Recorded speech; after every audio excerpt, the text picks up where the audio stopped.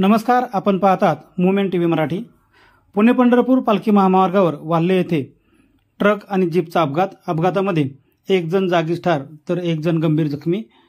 पुरंदर तालुक्यातून जाणाऱ्या पुणे पंढरपूर महामार्गावर बोलेरो जीप आणि ट्रक यांच्यात समोरासमोर झालेल्या धडकेमध्ये जीप चालक जागीच ठार झालाय तर ट्रक चालक गंभीररित्या जखमी झालाय।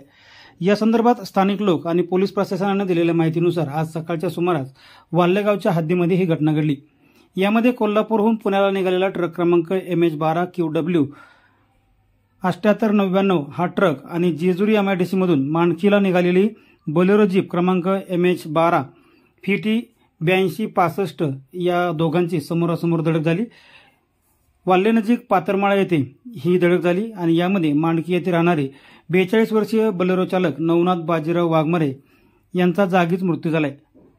हा अपघात एवढा भीषण होता की बोलेरो गाडीचा अर्धा भाग ट्रकमुळे कापत गेला। यामध्ये बोलेरो जीप चालक जागीच मृत्युमुखी पडलेले आहेत तर ट्रक चालक गंभीररित्या जखमी झालेत। त्यांच्या डोक्याला मार लागल्याने त्यांना उपचारासाठी खासगी रुग्णालयात दाखल करण्यात आले। मुवमेंट टीव्ही मराठीसाठी छायाताई नांदगुडे, पुरंदर।